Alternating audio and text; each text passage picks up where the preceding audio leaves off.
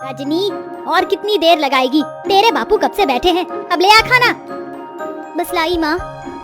रजनी को खाना लाता देखकर पिता किशन ने मुस्कुराहट से पूछा, अरे आज मेरी बिटिया ने क्या क्या बनाया है? बाबा, मैंने आपके लिए भिंडी की भुजिया बनाई है और सूखे आलू भी। फिर तो आज मैं पेट भर कर रोटी खाऊंगा। 2 तरह की सब्जी बनी देखकर ललिता बड़बड़ा उठती है।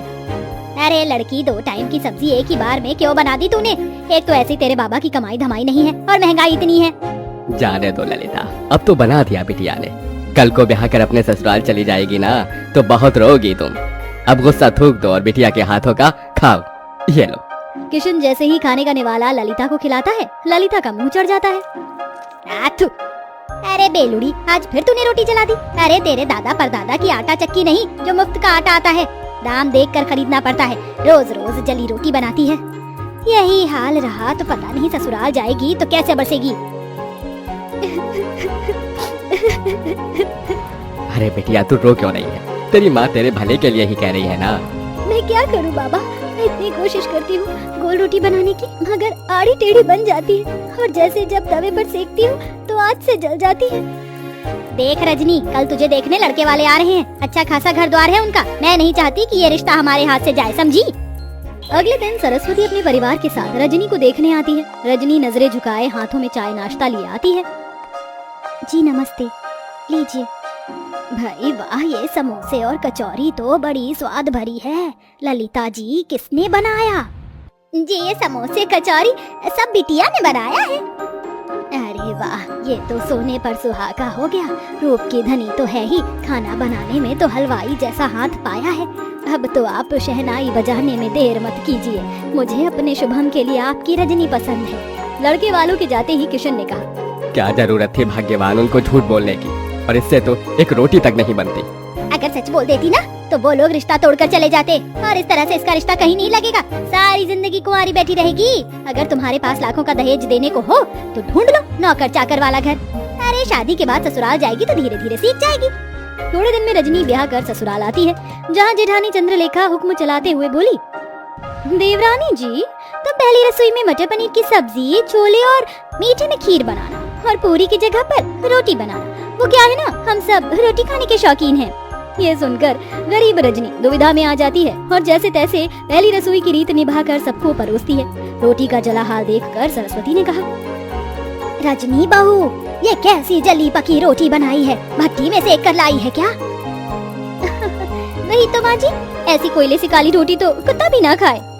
अरे मैं तो गरीब घर की ये देख कर उठा लाई थी कि गरीब की बेटी को सुखी घर परिवार मिल जाएगा। जा चंद्रलेखा बहू, तू रोटी बना ला, क्योंकि इस गरीब की बेटी की तो बस की नहीं है एक रोटी भी बनाना। और तू मेरी गरीब बहू, जा जाकर इस रोटी को बाहर फेंक दे। सास से जली कटी सुनकर रजनी रोटी लेकर बाहर चली आई। मैं इस रोटी को फेंकूंगी नहीं, क्योंकि अन्न की बर्बादी होगी। किसी जरूरतमंद को दे देती हूँ। तभी एक उम्रदार बुढ़िया उसके पास चलकर आई। बेटी, रोटी खिला दो, बहुत भूखी हूँ।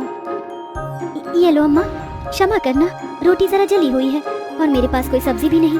मेरी पोटली में गुड़ है, उससे खा लूंगी। बुढ़िया हबड़ हबड़ कर रोटी खाने लगती है। तभी रजनी का परेशान चेहरा देखकर वो पूछती है, बेटिया, तुम परेशान क्यों हो? अम्मा, मेरी लाख कोशिश करने के बाद भी मुझसे गोल और अच्छी रोटी नहीं बनती। मेरी जेठानी अच्छा खाना बनाती है, इसलिए रसोई पर एक अकेली उनका अधिकार जमा है। मेरी सास ने मुझे बहुत ताने दिए। तत्पश्चात बुढ़िया पोटली में से एक तवा उसे देकर बोली, ये लो बेटी, ये जादुई तवा है। इससे अब तुम्हारी सारी परेशानी टल जाएगी। इस तवे पर बनने वाली रोटी जादुई रोटी होगी। धन्यवाद अम्मा।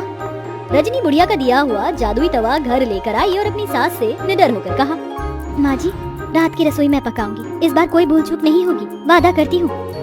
लगता है सवेरे की बेइज्जती से मेरी गरीब देवरानी का मन नहीं भरा, जो फिर जली कच्ची रोटी बनाकर नाक कटवाना चाहती है। देवरानी जी को एक मौका दे दीजिए माँ जी। ठीक है, मगर इस बार की रोटी भी तूने जली बुरी बनाई तो मैं तुझे कतई माफ नहीं करूंगी, मेरी गरीब बहू। रजनी रसोई में लग जाती है। सब्जी तो बन गई, अब फटाफट से रोटी बनाती हूँ। रजनी जैसे ही चूल्हे पर तवा चढ़ाती, वह खरे सोने के समान चमचमाने लगता है। वह टेढ़ी मेढ़ी रोटी बेलकर तवे पर जैसे ही डालती है, रोटी जादू से एकदम गोल आकार की बन जाती है। अरे वाह, पहली बार मेरी रोटी एकदम गोल और प्यारी बनी है। ऐ मेरी जादुई रोटी, मैं चाहती हूँ कि तुम एकदम फूली बन जाओ। गरीब रजनी के कहते जादुई रोटी फूल कर गोल मटोल हो जाती है। वह सभी को रोटी परोसती है, जिसे खाकर सब दिल खोल कर तारीफ करते हैं। वाह रजनी बहू, तुम्हारी बनाई रोटी में अमृत जैसी मिठास भरी है। सचमुच रजनी, बिना सब्जी के भी रोटी बड़ी स्वाद लग रही है। सच में रजनी बहू, तेरे हाथ की रोटी खाकर तो जी ही नहीं भर रहा। जाने क्या जादूगरी भरी है तेरी इस रोटी में। धन्यवाद माँ जी। रजनी की तरफदारी सुनकर चंद्रलेखा भीतर ही भीतर जल भून रही थी। सवेरे तो एकदम गुड़गोबर खाना बनाया था इसने। एकदम से ऐसा क्या चमत्कार हो गया जो मेरी गरीब देवरानी इतनी गोल फूली रोटी बना लाई। यूं ही दिन गुजरने लगे। तवे के सहारे रजनी ससुराल वालों को जादुई रोटी बनाकर खिलाती। सभी उससे खुश रहने लगे। एक दिन उसके माता पिता उससे मिलने आए। जी नमस्ते। समधन जी, समधी जी, आप दोनों आइए ना। रजनी बहू, देख तो कौन आया है। अपने गरीब माता पिता को देखकर रजनी की आंखों में आंसू छलक आए। माँ, बाबा, कैसे हैं आप? हम ठीक है बिटिया, तुझसे मिलने का मन किया तो आ गए। तुझे सुखी देखकर अच्छा लगा। अब चलते हैं। अरे ऐसे कैसे आए हैं, तो अपनी बेटी के हाथों की रोटी खाकर जाइएगा। रजनी रसोई में आकर रोटी बनाने में लग जाती है। आज मौका अच्छा है, जाकर देखती हूँ ये माजरा क्या है। चंद्रलेखा बहू, कहाँ चल दी? जाकर हल्दीराम से मिठाई समोसे ले आओ। जी माँ जी। इस गरीब देवरानी की किस्मत इतनी अच्छी है, आज भी बच गई। रजनी फट से अम्मा का दिया हुआ जादुई तवा चढ़ाती है। वह चमचमा उठता है। रजनी बेली हुई रोटी तवे पर डालकर कहती है, ऐ मेरी जादुई रोटी, खूब फूलो फलो। ये कहते ही चमत्कार से जादुई रोटी तवे पर फुदक फुदक कर फूल जाती है। तभी माँ ललिता रसोई में आ जाती है। माँ, तुमने मेरी जान निकाल दी। अरे वाह रजनी, तू तो बड़ी अच्छी रोटी बनाने लगी। तभी जादुई रोटी खुद पर इतराई और कहा, वो तो बनी ही थी। हम जादुई रोटी जो है, ये रोटी बोल रही है। हाँ माँ, क्योंकि ये सब जादुई अनोखी रोटी है। रजनी अपनी माँ को बूढ़ी अम्मा के बारे में सब बताती है, जिसे रसोई के बाहर कान लगाए खड़ी उसकी जेठानी चंद्रलेखा सुन लेती है। अच्छा जी, मेरी गरीब देवरानी की बनाई रोटी जादुई है। अब तो इसका पर्दाफाश मैं करूंगी। हाँ। चंद्रलेखा एक आदमी को पैसे देती, जो भिखारी का भेष धरे उसके दरवाजे पर आता है। बहन, 2 रोटी खिला दो, भूख लगी है, दया करो। रजनी को उस पर दया आ जाती है। ठीक है भैया, जरा देर ठहरो, मैं रोटी लाती हूँ। रजनी रसोई में आकर रोटी बनाती है। जल्दी जल्दी से रोटी बेलकर तवे पर डालती हूँ। वो बेचारा भिखारी कितना भूखा था। चलो मेरे प्यारे तवे, जल्दी से मुझे जादुई रोटी बनाकर दे दो। इतने में चंद्रलेखा सरस्वती को लेकर रसोई में आ जाती है, जहाँ बेलन खुद ही चल रहा था और जादुई रोटी अपने आप ही बन रही थी। देखा सासू माँ, मेरी ये गरीब देवरानी जादूगरी जानती है। पता नहीं क्या टोना टोटका कर रही है, जो रोटी खुद ही बन रही है। नहीं नहीं माँ जी, जेठानी जी मुझ पर झूठा दोष लगा रही है। ये सच नहीं है। अरे मैं जो आंखों देखी देखूंगी, उसे ही तो सच मानूंगी ना। रजनी बहू, तू डायन तो नहीं? नहीं माँ जी। अपनी सच्चाई का सबूत देते हुए रजनी जादुई रोटी और तवे के बारे में सब बता देती है, जिससे दूध का दूध पानी का पानी हो जाता है। इसके साथ तवे का जादू भी चला जाता है। चंद्रलेखा बहू, तुमने जलन और बैर में रजनी बहू को गलत दिखाया। और रजनी बहू, तो क्या हुआ जो इस तवे का जादू चला गया? अब तुम्हें रोटी बनाना तुम्हारी सास सिखाएगी। माँ जी।